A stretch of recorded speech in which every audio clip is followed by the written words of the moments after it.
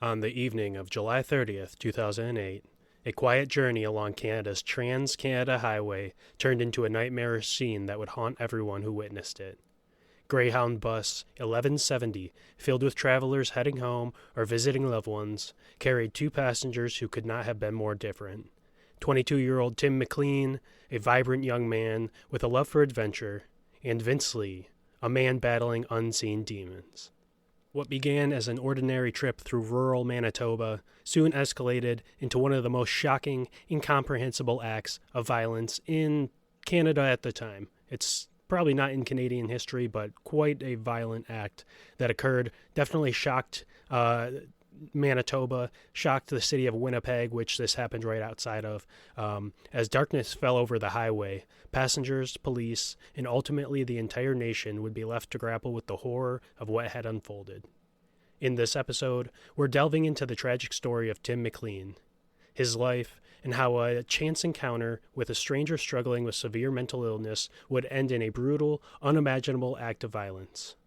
Join us as we explore not only the terrifying events on that Greyhound bus, but also the lives and backgrounds of those involved, the shockwaves it sent through Canada, and the lasting questions it raises about mental health, safety, and justice.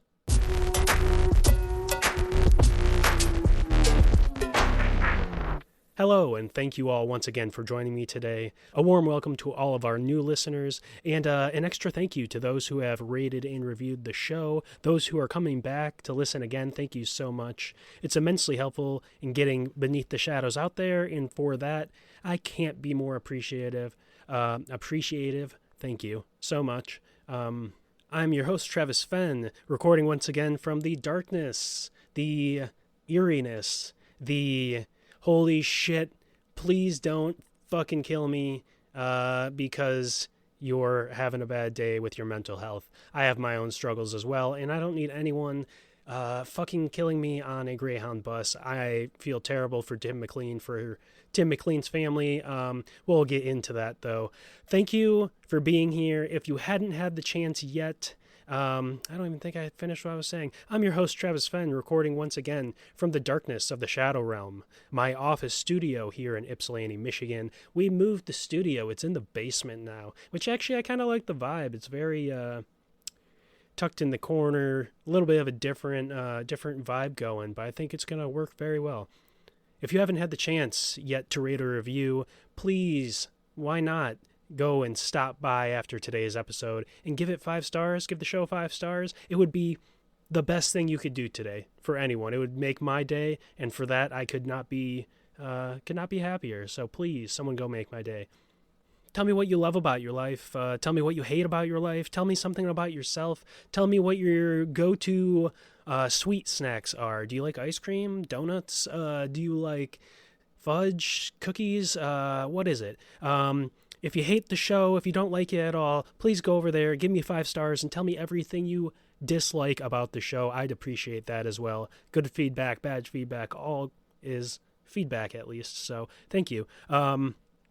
Now, be sure to follow us on Instagram and TikTok at Beneath the Shadows Podcast, where we share case updates, behind-the-scenes insights, and other true crime content. We're really delving into some mystery, some history, and other aspects as well.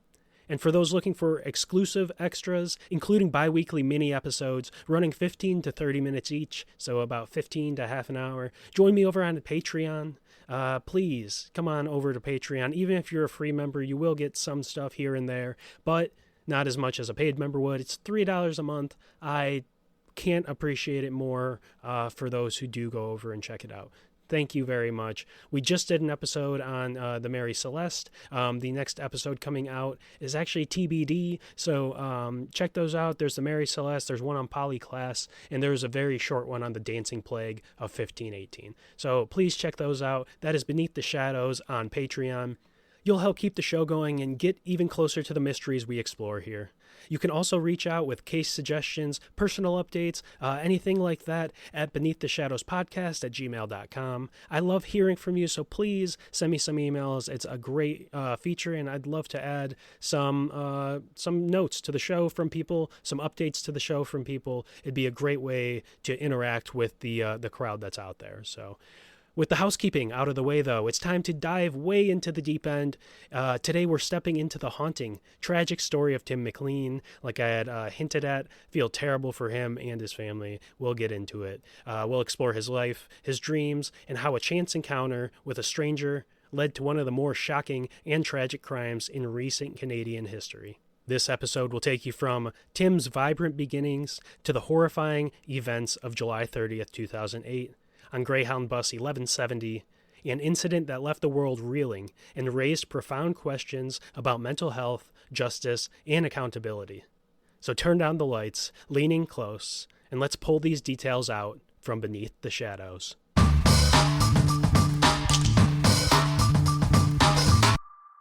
Timothy Richard McLean was born on October 3rd, 1985, in Winnipeg, Manitoba. He grew up in a close-knit family with parents and siblings who adored him. Friends and family described Tim as someone who radiates positivity and had a way of making others feel comfortable and valued. He was a natural extrovert who could easily connect with people, drawing others to him with his humor, kindness, and zest for life. Good old zest for life.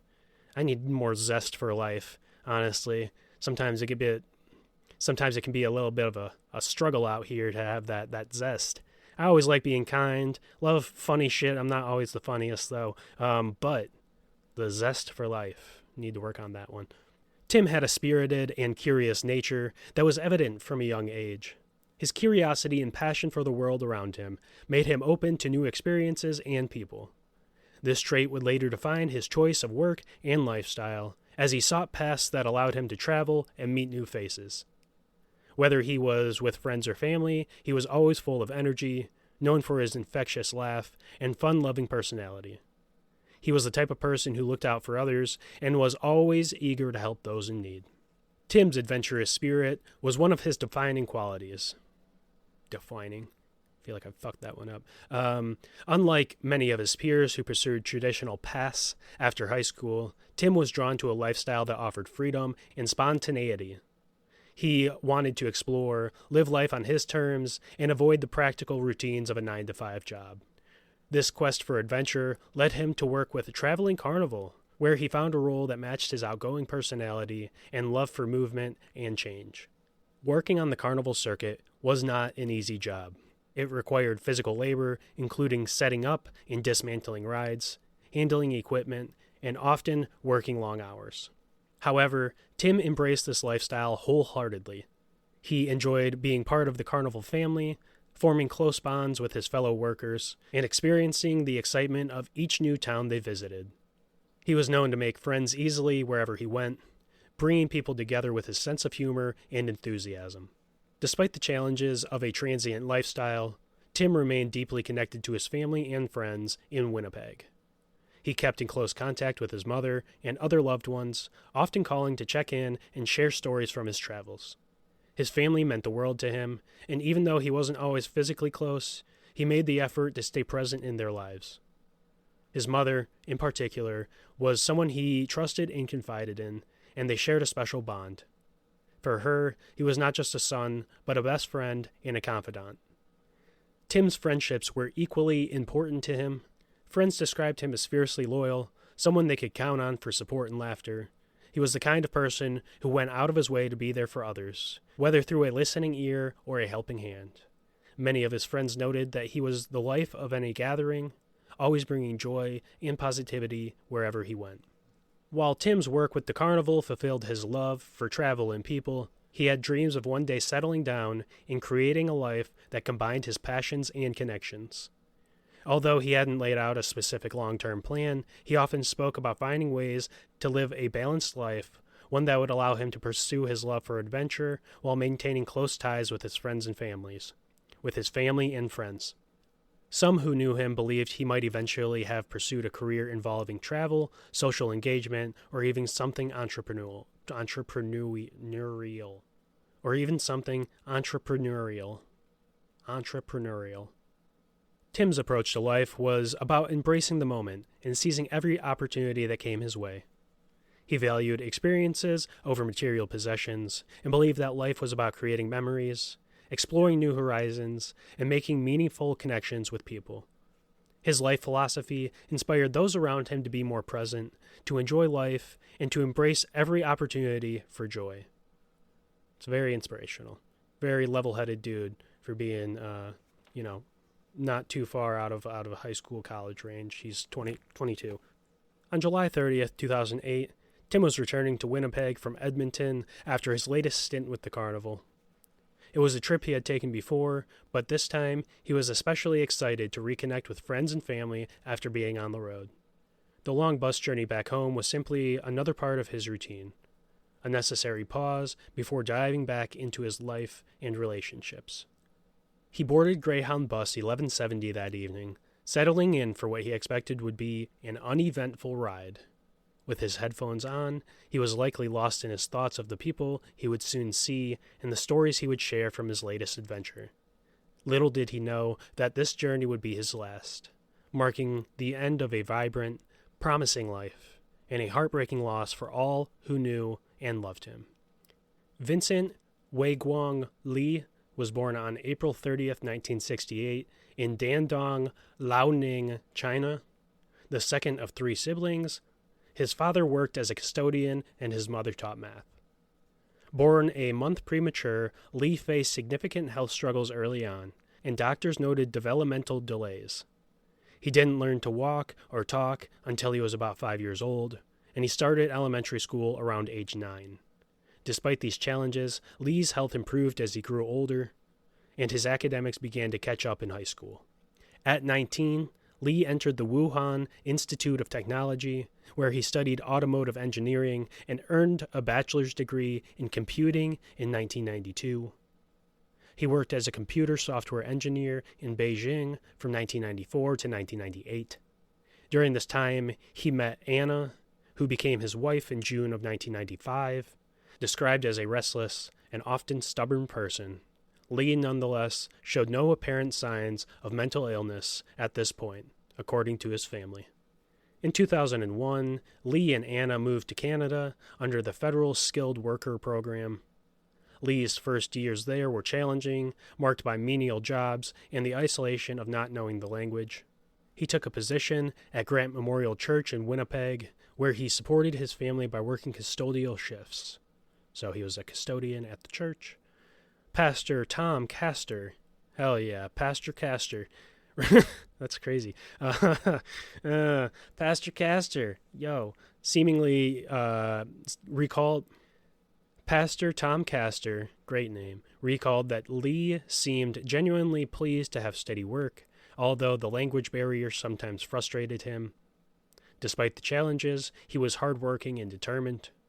By 2004, he had taken on a new role as a forklift operator, while Anna worked as a waitress. During his time at the church, Li converted to Christianity and was baptized, but this experience also marked the beginning of troubling beliefs.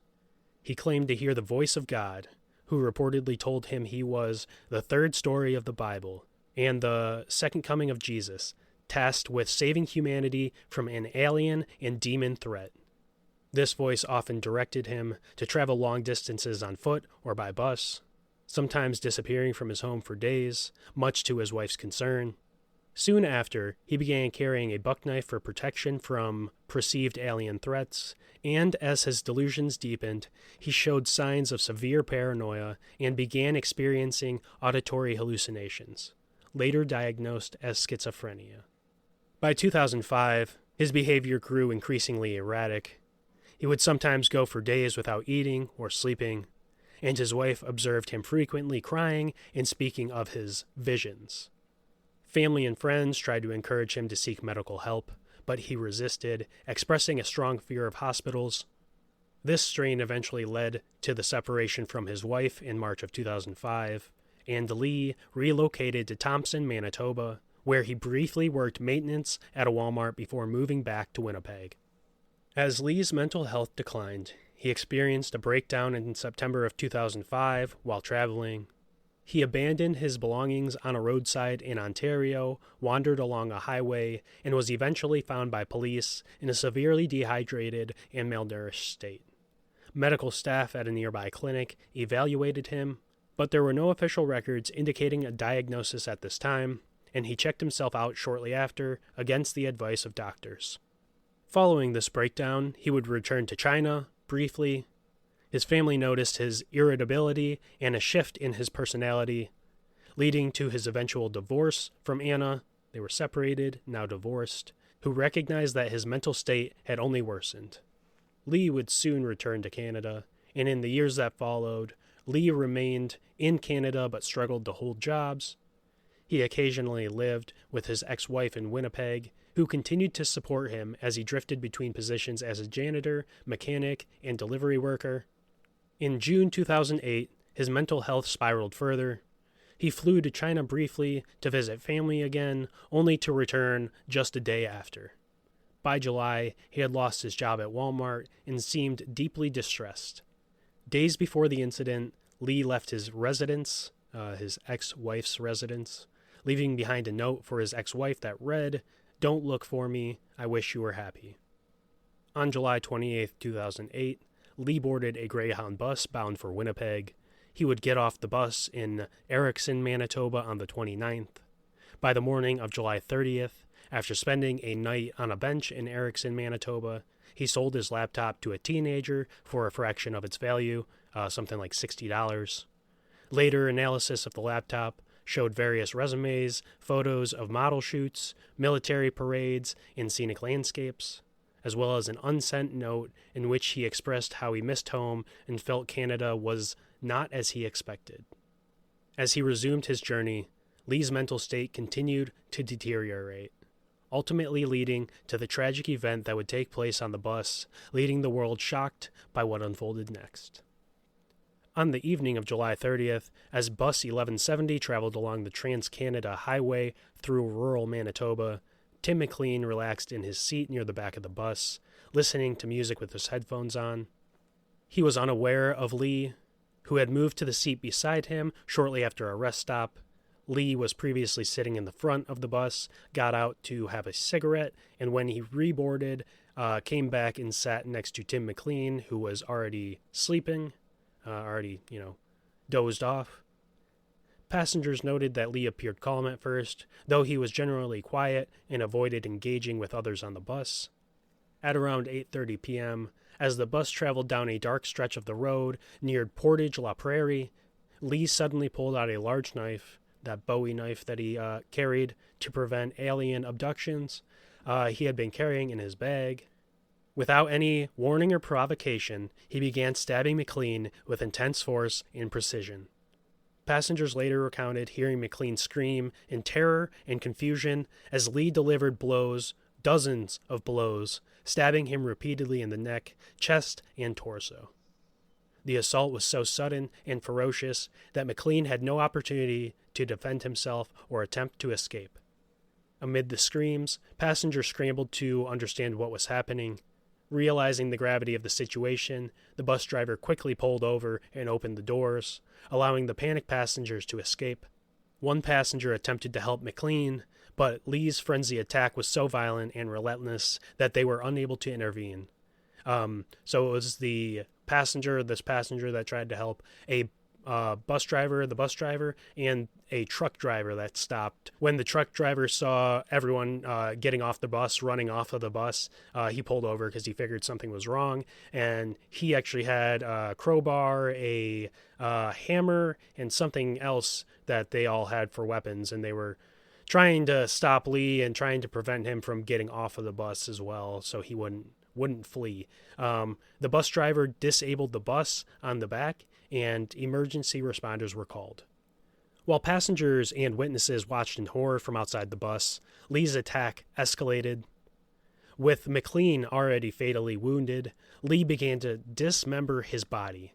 He said, killing him really isn't enough today. I'm gonna I'm going to have to step it up. Going to have to step this one up. I think he needs to be dismembered. I need to cut his head off and to remove his organs. Like, yeah, okay, yeah. That's what I'm going to do.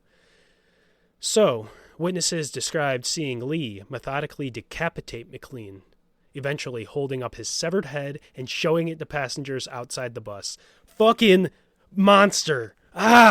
Crazy dude. Holy shit. I just can't even imagine watching this horror unfold, and then this man fucking holds up a severed head that he just fucking lopped off someone's body. Holy shit. Right. Holding his severed head and holding up his severed head and showing it to passengers outside the bus.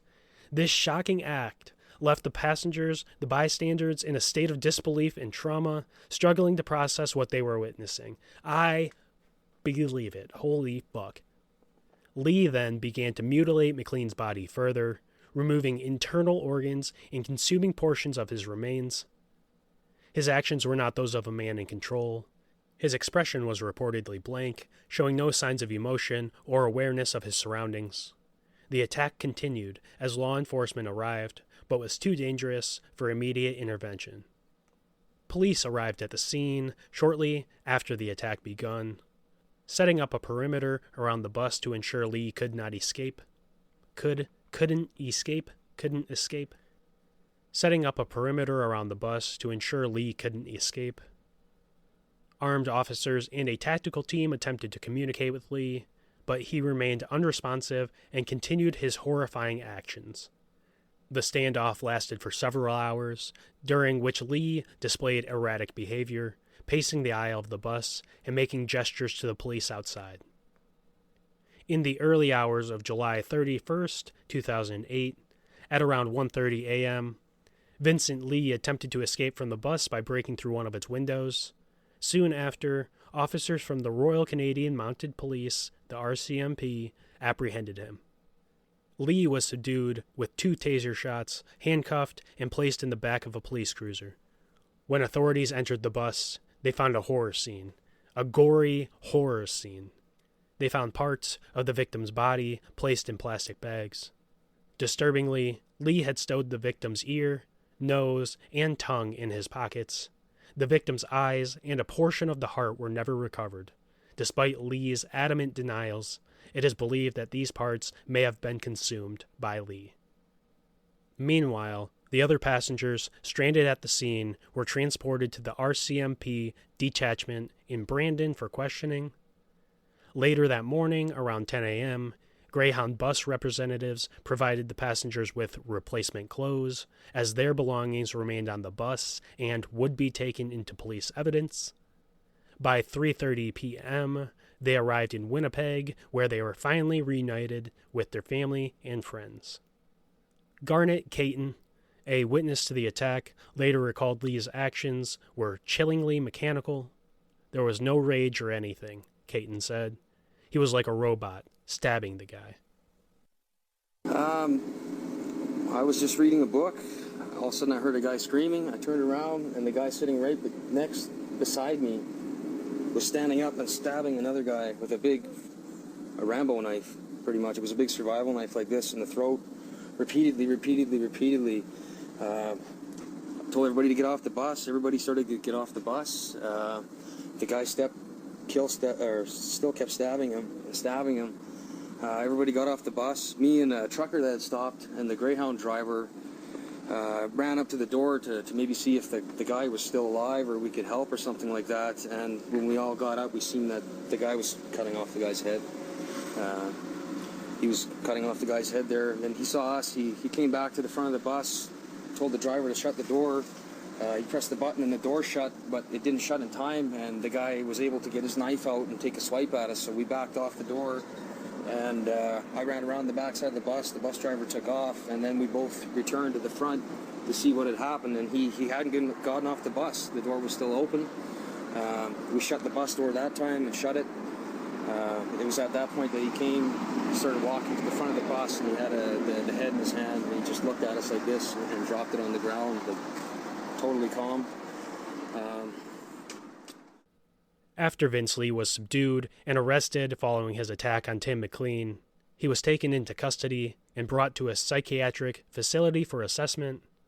The severity of his action shocked the public, and as news of the attack spread, there was an outpouring of grief, fear, and anger across Canada. McLean's family and the passengers who witnessed the crime struggled to cope with the trauma and psychological scars left by the event. Almost immediately, questions about Li's mental state arose. Witnesses reported that Li appeared detached, unemotional, and completely disconnected from reality during and after the attack. Given the extreme nature of his behavior and the randomness of the assault, mental health professionals were brought in to assess his psychological condition and fitness to stand trial. In the months following his arrest, Li underwent a thorough psychiatric evaluation to determine his mental fitness. During these assessments, it became apparent that Li was suffering from untreated schizophrenia, a severe mental illness that causes symptoms such as hallucinations, delusions, and distorted thinking. Li reportedly told doctors that he believed he was receiving divine messages instructing him to kill McLean, and that he thought McLean was an alien who posed a threat. He was found to have been experiencing auditory hallucinations at that time, which he believed to be the voice of God, commanding him to carry out the attack. The psychiatrists concluded that Li's mental state at the time of the incident rendered him incapable of understanding his actions or distinguishing between reality and delusion. He had not been previously diagnosed with or treated for schizophrenia, and he had no history of violent behavior prior to the attack. His actions, therefore, were deemed to be a direct result of a severe psychotic episode. When Vincent Li first appeared at the Portage la Prairie courthouse to face charges of second-degree murder, he reportedly only said, "Please kill me." His trial began on March 3, 2009, during which he pleaded not criminally responsible due to mental disorder. Li accepted that he had committed the act, but argued he was unable to form the required intent, or mens rea, for the crime due to his mental state. Dr. Stanley Yaron, Li's psychiatrist, testified that Li's schizophrenia had caused him to believe that Tim McLean was a force of evil who posed an imminent threat. In Li's mind, McLean appeared as a demonic figure and an alien who needed to be destroyed, leading him to manipulate McLean's body to ensure he couldn't come back to life. So, he killed him. He's like, that's not enough. I need to cut his head off. I need to take his heart out. I need to fucking remove his eyes, because this motherfucker could reincarnate himself. Fuck that. Get him out of here. Li also claimed that he was compelled by what he believed was God's voice, ordering him to kill McLean or risk being killed himself. Both the defense and prosecution agreed with Yaron's diagnosis and supported involuntary commitment to a mental health facility instead of prison. Judge John Scarfield accepted the diagnosis and ruled that Li was not criminally responsible for the killing. Li was subsequently remanded to the Selkirk Mental Health Center for treatment. The verdict was highly controversial, sparking public outcry and debate across Canada. Many Canadians were horrified by the ruling, feeling that it denied justice for Tim McLean and his family, and I would tend to agree with that sentiment. The case raised difficult questions about mental health, criminal accountability, and public safety, with some arguing that Li's mental state did not absolve him of responsibility for his actions. And yeah, I understand that mental health, especially schizophrenia, can really fuck with people's head and make them see and hear things that aren't there. But you cannot allow someone to heinously and viciously murder a man, an innocent person, in front of so many people and not punish them severely in some way. As we will hear, he did not get as much punishment as you might believe. McLean's family, in particular, voiced strong objections to the verdict, expressing deep frustration and anger over the outcome. They and many others struggled with the idea that such a violent act could go unpunished in the traditional sense. The public and media debates surrounding the trial called for stronger mental health interventions, particularly for individuals displaying severe signs of mental illness. Following the not criminally responsible verdict, Vince Li was placed in a high-security psychiatric institution, the Selkirk Mental Health Center in Manitoba, as I had previously stated. There, he underwent intensive treatment for his schizophrenia, including medication, therapy, and monitoring by mental health professionals. Under Canadian law, individuals found not criminally responsible are subject to regular reviews by a mental health review board, which evaluates their progress and determines whether they can safely reintegrate into society. Over the next several years, Li's doctors reported that he responded well to his treatment. His symptoms of schizophrenia became manageable with medication, and he expressed remorse and understanding of the tragedy he had caused. His mental health team gradually recommended that he be granted more and more freedoms under strict supervision and conditional release. In 2012, Li was permitted to begin supervised outdoor walks on the hospital grounds, sparking controversy once again.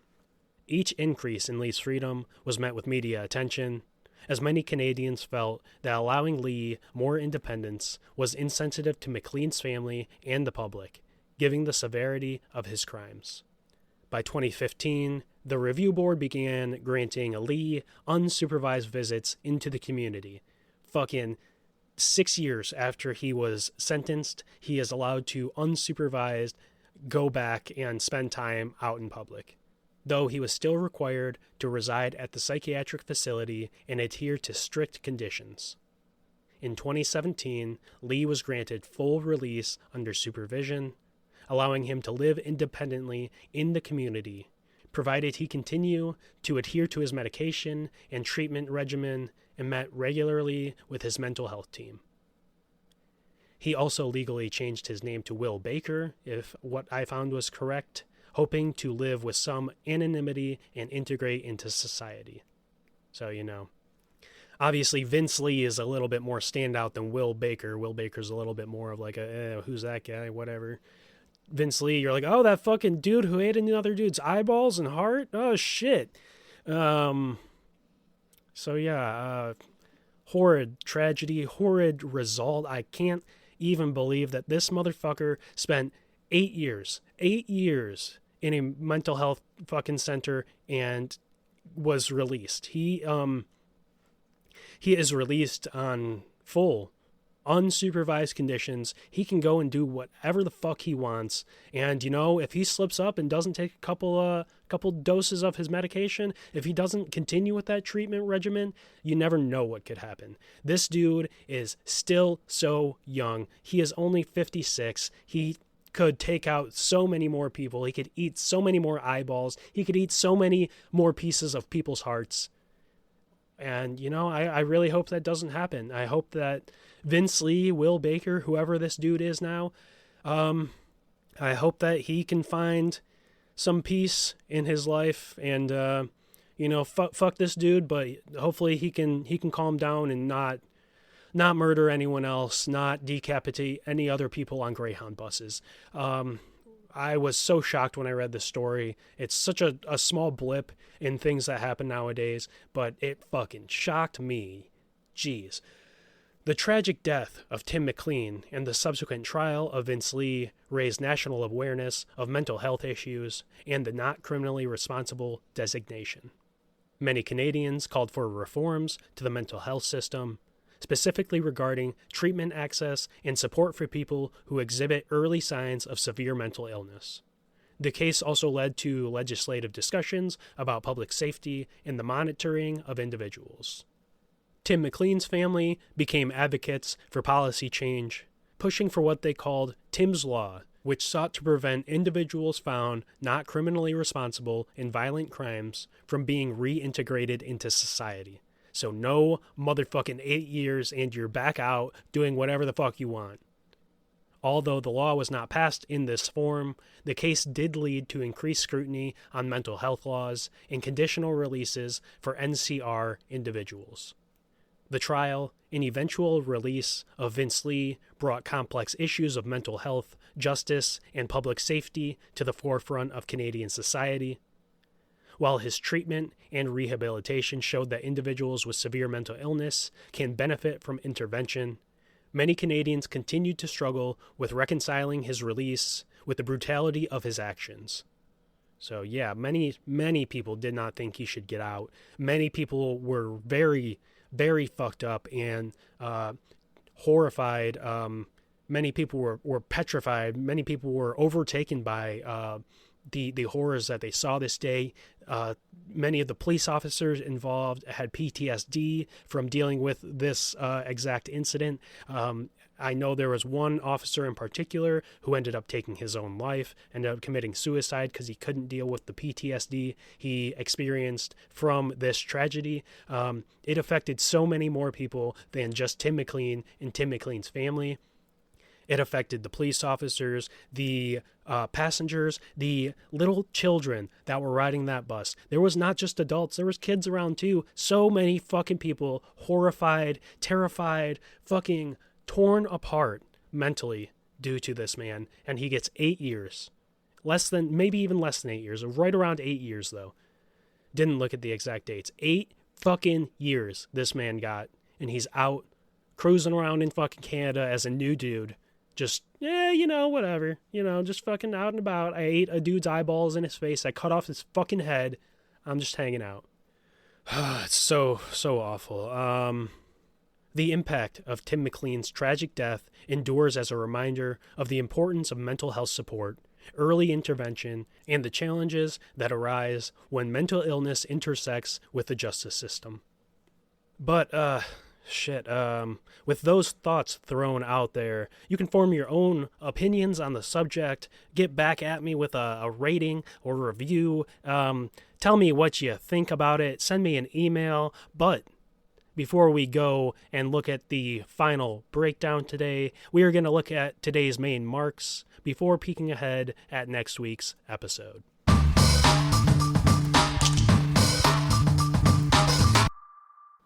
Number 1. Timothy Richard McLean was born on October 3rd, 1985 in Winnipeg, Manitoba. He grew up in a close-knit family with parents and siblings who adored him. Number 2. Tim McLean worked as a carnival barker for a traveling carnival.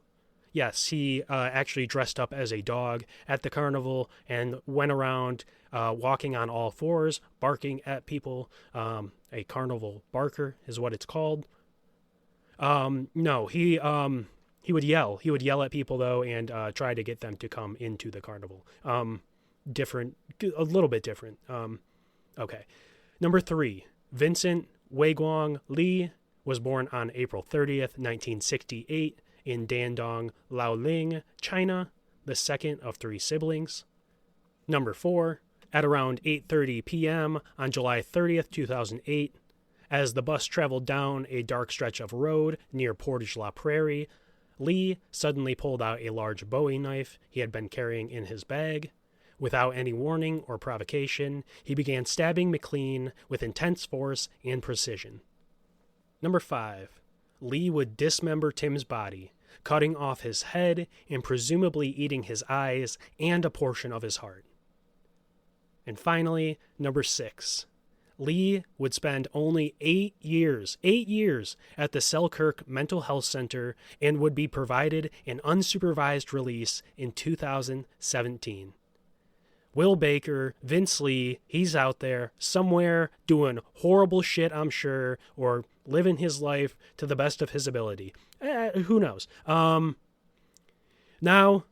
let's look ahead, though. Let's take a dive towards next week, towards next Sunday. We will look into next week's episode.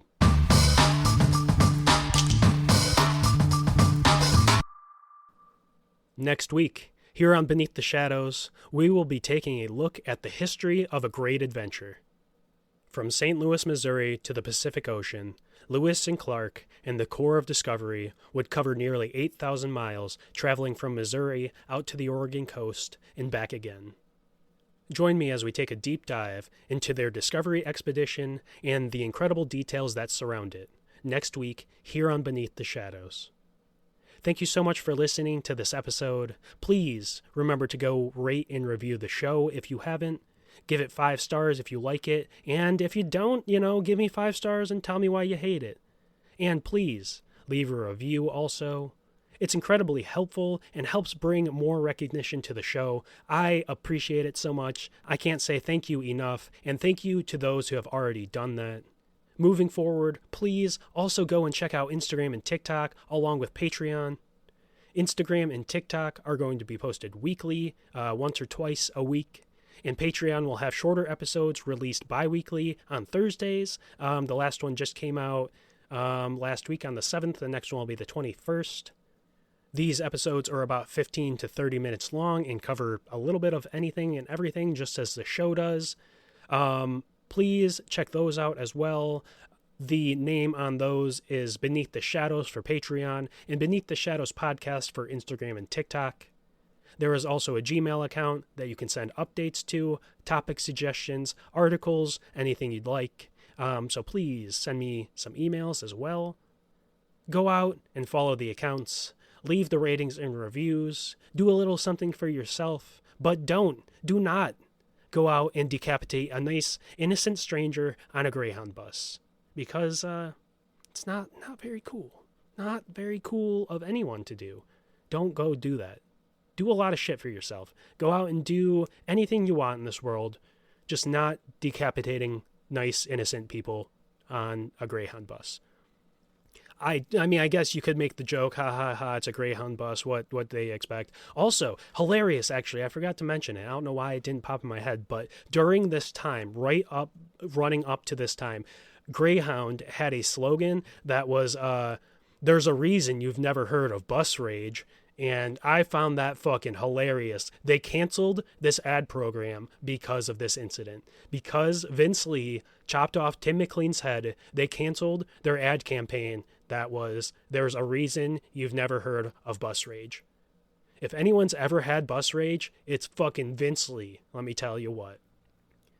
Thank you again so much for joining me today for this episode. I appreciate the fuck out of you. It's been a blast. I am your host, Travis Fenn, and this has been Beneath the Shadows. And remember to take care and have yourselves a wonderful week, my shadow people. Peace. Wow, wow, wow.